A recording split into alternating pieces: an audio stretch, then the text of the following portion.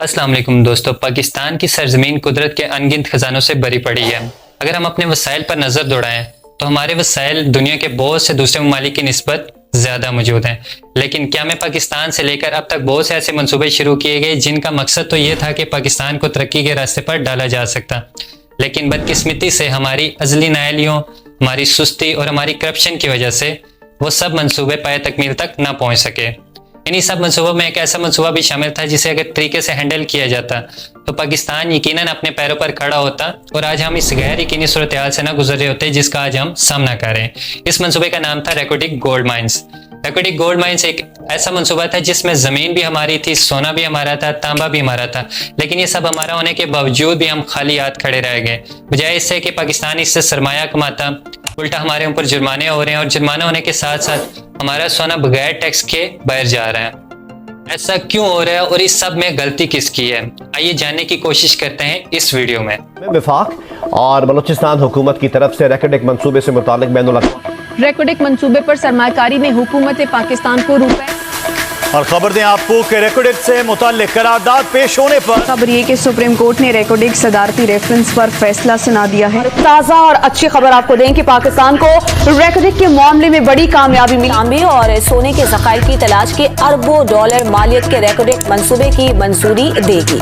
मुआहदे के तहत कैनेडा रेको डिग गोल्ड माइंस सूबा बलूचिस्तान के जिला चागी के एक छोटे से कस्बे में वाक़ है। इस कस्बे का नाम है रेको डिग और इसी कस्बे के नाम की मुनासबत से इन गोल्ड रिजर्व को रेको डिग गोल्ड माइंस का नाम दिया गया। तारीखी एतबार से रेको डिग एक कदीम आतिशफिशा पहाड़ का नाम था, लेकिन अब मकामी ज़ुबान में रेको डिग का मतलब है सेराई चोटी। दोस्तों, ये कस्बा सेराई इलाके में अफगानिस्तान और ईरान के बॉर्डर के नज़दीक वाक़या है। गर्मियों में यहाँ शदीद गर्मी पड़ती है और टेम्परेचर 40 to 50 डिग्री सेंटीग्रेड तक चला जाता है, लेकिन सर्दियों में यहाँ शदीद किस्म की ठंड पड़ती है और टेम्परेचर -10 डिग्री सेंटीग्रेड तक गिर जाता है। तो दोस्तों, अब बात करते हैं कि रेको डिग गोल्ड माइंस में किस मिकदार में सोने और कॉपर के ज़खायर मौजूद हैं। साल 1978 में डॉक्टर समरकंद मुबारिक के मुताबिक जियोलॉजिकल सर्वे ऑफ पाकिस्तान ने यहाँ पर एक सर्वे मुनक्किद किया जिसमें उन्होंने यहाँ पर कॉपर और गोल्ड के ज़खायर को दरियाफ्त किया, लेकिन शायद वो साइंसी बुनियादों पर इस कदर ना जानते थे कि यहाँ कितनी मिकदार में सोना और कॉपर के ज़खायर मौजूद हैं। सिर्फ उन्होंने यहाँ पर ये पता लगाया कि यहाँ पर सोने और कॉपर के ज़खायर मौजूद हैं, लेकिन बाद में एक सर्वे के मुताबिक यहाँ पर 5.9 मिलियन टन मिनरल्स के ज़खायर पाए गए और इस 5.9 मिलियन टन मिनरल्स में से सिर्फ 2.2 मिलियन टन ही निकालने के काबिल थे। दोस्तों, रेको डिग गोल्ड माइंस 13,000 स्क्वायर किलोमीटर पर फैली हुई है और इन अदाद शुमार को देखकर इसे दुनिया की 5वीं बड़ी सोने और कॉपर की कान कहा जाता है। दोस्तों, 15 सालों बाद साल 1993 में रेको डिग के हवाले से कुछ पेशरफ्त होती है जब बलूचिस्तान की उस वक्त की हुकूमत और BHP नामी एक ऑस्ट्रेलियन माइनिंग कंपनी के दरमियान रेको डिग्स की माइनिंग और एक्सप्लोरेशन के हवाले से एक मायदा तय पाता है जिसे Chagai hills exploration joint venture agreement का नाम दिया गया। इस एग्रीमेंट के मुताबिक जो भी सोना और कॉपर इन माइंस में से निकलेगा उसका 75% हिस्सा BHP रखेगी और 25% हिस्सा बलूचिस्तान गवर्नमेंट को मिलेगा और कॉपर और के ऊपर जो रॉयल्टी रेट होगा वो 2% होगा। जबकि यहाँ ये बात काबिल जिक्र है कि पूरी दुनिया में कॉपर और के ऊपर जो रॉयल्टी रेट है वो 3 से 5% होता है। मिसाल के तौर पर हमारा पड़ोसी मुल्क भारत, जहाँ पर कॉपर और के ऊपर रॉयल्टी रेट 4.8% लिया जाता है और इसी के साथ साथ जो हमारा एक और पड़ोसी मुल्क इंडोनेशिया है, वहाँ पर कॉपर के और के ऊपर जो रॉयल्टी रेट है वो 3.8% है। इस टाइम तक किसी को कुछ खास अंदाजा ना था कि इन गोल्ड माइंस में किस मिकदार में सोना और कॉपर के ज़खायर मौजूद हैं, लेकिन अफरीन है हमारी गवर्नमेंट पर कि उसने कैसे 75% और 25% और 2% रॉयल्टी रेट के ऊपर एक एग्रीमेंट साइन कर दिया। खुद से तो हमारी किसी गवर्नमेंट को इस कदर तौफीक ना हो सकी कि वो ऐसे किसी भी वसाइल को यूटिलाइज करने की कोशिश करे, ऐसे किसी भी प्रोजेक्ट को खुद से करने की कोशिश कर सके। अप्रैल 2000 में BHP ने इस प्रोजेक्ट को अपने से निस्बतन एक छोटी कंपनी मिनकोर रिसोर्सेज को दे दिया। यहाँ पर यह सवाल पैदा होता है कि गवर्नमेंट ने एक बैनुल-अक़वामी शोहरत याफ्ता कंपनी BHP से एक छोटी कंपनी मिनकोर रिसोर्सेज को प्रोजेक्ट की मुंतकली से इनकार क्यों नहीं किया। यह हुकूमत वक्त की बहुत बड़ी नाअहली थी कि उसने इस मौके से फ़ायदा क्यों नहीं उठाया, हालांकि उस वक्त तक BHP ने कुछ खातिर ख्वाह कामयाबी इस प्रोजेक्ट में हासिल नहीं की थी। इसके बाद साल 2006 में टेथियान कॉपर कंपनी, जिसको TCC के नाम से जाना जाता है, मिनकोर रिसोर्सेज को खरीद लिया, जिसके नतीजे में चागी हिल्स एग्रीमेंट का प्रोजेक्ट इस कंपनी के पास चला गया। जब ये प्रोजेक्ट TCC के पास आया तो उसने इस प्रोजेक्ट के एग्रीमेंट में काफ़ी जगह गलतियाँ महसूस की और TCC ने इस प्रोजेक्ट के एग्रीमेंट की कानूनी हैसियत को हाई कोर्ट में चैलेंज किया। अदालत में इस बात को बुनियाद बनाया गया कि दोनों फ्रीकैन के दरमियान जो ये एग्रीमेंट हुआ है, जिसमें एक तरफ बलूचिस्तान गवर्नमेंट थी, दूसरी तरफ BHP थी, ने इस एग्रीमेंट को पाकिस्तान की कानूनी हैसियत के मुताबिक रजिस्टर्ड नहीं कराया।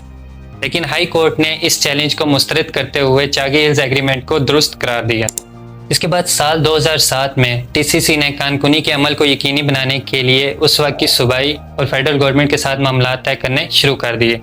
2010 तक TCC ने अपनी फेजिबिलिटी रिपोर्ट मुकम्मल कर ली। इस फेजिबिलिटी रिपोर्ट के मुताबिक 21 लाख टन प्योर कॉपर और 7,962 किलोग्राम प्योर गोल्ड को अगले 56 सालों में प्रोड्यूस किया जाएगा।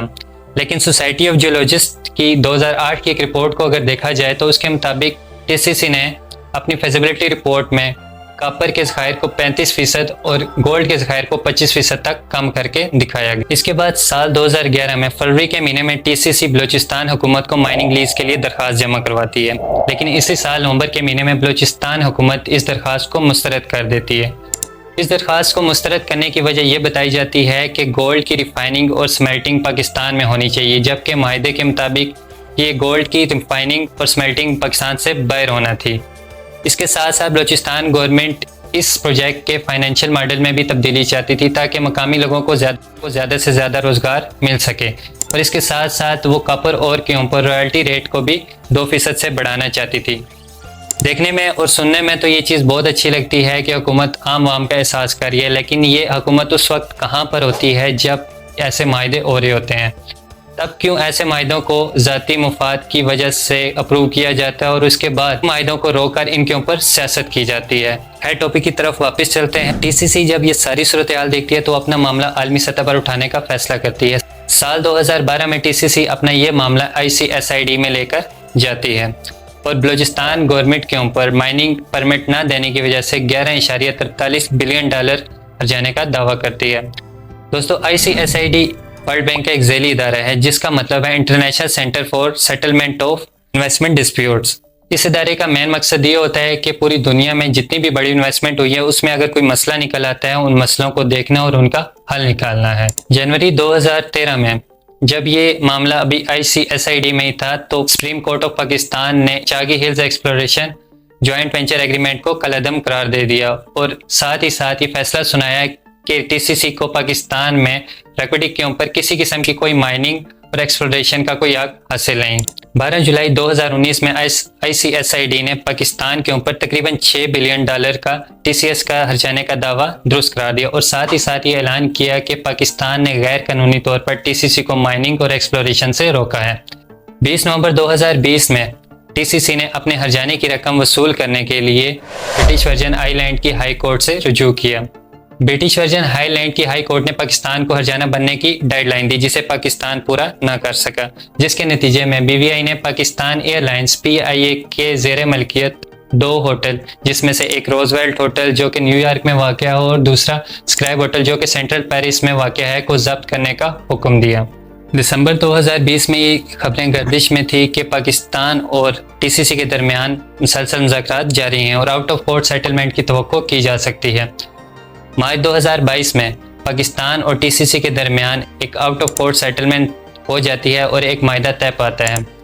बेसिकली TCC की बुनियाद 2 लोगों ने मिलकर रखी थी, जिसमें से एक कनाडा में मुकीम बैरिक गोल्ड था और दूसरा चिली का एंटोफेगेस्टा शामिल था। मायदे के मुताबिक एंटोफेगेस्टा को इस मंसूबे से दस्तबरदार होना था, जबकि पीछे बचने वाले बैरिक गोल्ड को इस मंसूबे के 50% शेयर्स मिल जाने थे, जबकि बकाया 50% शेयर्स गवर्नमेंट ऑफ पाकिस्तान को मिलने थे जो कि पाकिस्तान की कंपनीज और ब्लॉच स्टेट कंपनीज के दरमियान तकसीम हो जाने थे।